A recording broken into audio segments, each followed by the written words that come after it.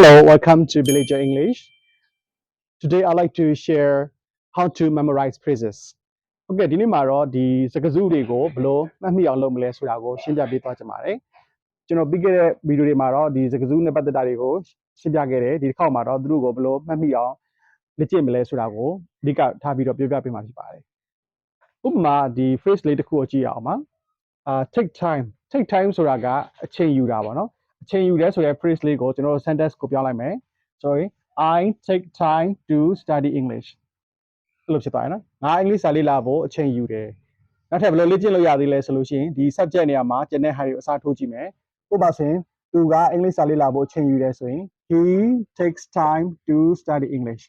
အဲ့ဒါဒီနေရာမှာ s ဖြစ်သွားတာလဲဆိုလို့ရှိရင်ဒီကောင်က subject ကအနေမို့လို့ဒီကောင်က takes ဖြစ်သွားတယ်နော်ဆိုတော့ he takes time to study English he takes time to study English နော်အဲ့လိုမျိုးသုံးလို့ရတယ်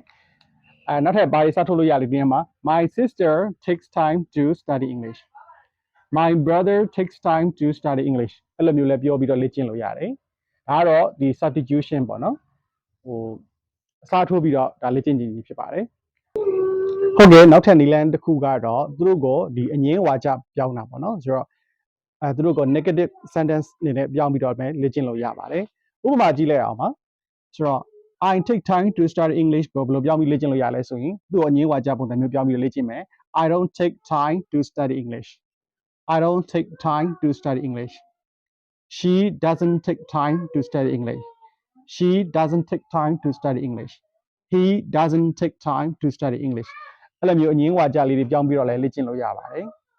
ဒီနေရာမှာဆိုလို့ရှိရင်ဘာကြောင့်ဒီ tone ကိုရေးရလဲဆိုလို့ရှိရင် take က verb form ဖြစ်တယ်နောက်ပြီးကြတော့ဒီ subject ကအများကိန်းဖြစ်တဲ့အခါကျတော့ do ကိုခေါ်တာပေါ့နော်ဆိုတော့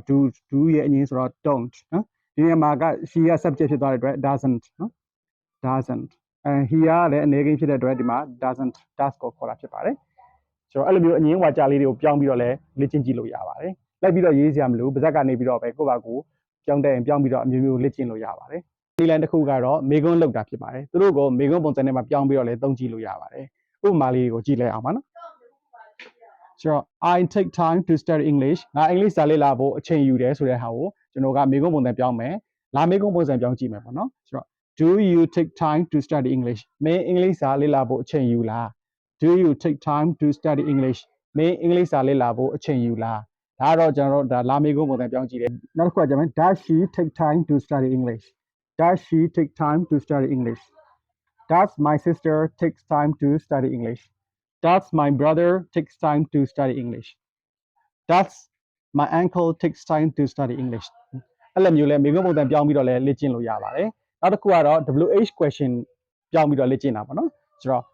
Why do you take time to study English Why do you take time to study English Why does she take time to study English Why does my sister takes time to study English ဒါတော့ဒီ WH question နဲ့ဒါလေ့ကျင့်ဟုတ်ကဲ့နောက်ထပ်နည်းလမ်းတစ်ခုကတော့ဒီ tense ပြောင်းကြည့်တာပေါ့နော် tense တွေအများကြီးရှိရမှာသူနဲ့ကိုက်ညီတဲ့ဒီစကားစုနဲ့ကိုက်ညီတဲ့ tense တွေကိုပြောင်းပြီးတော့လေ့ကျင့်ကြည့်တာဖြစ်ပါတယ်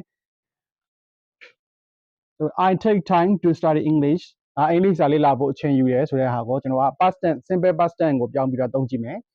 I took time to study English I took time to study English ငါကအင်္ဂလိပ်စာလေ့လာဖို့အချိန်ယူခဲ့တယ်ဖြစ်ပါတယ်နော် simple past tense က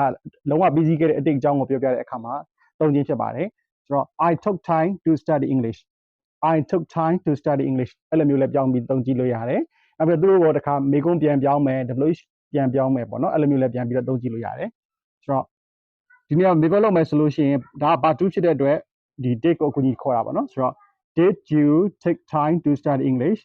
Did you take time to study English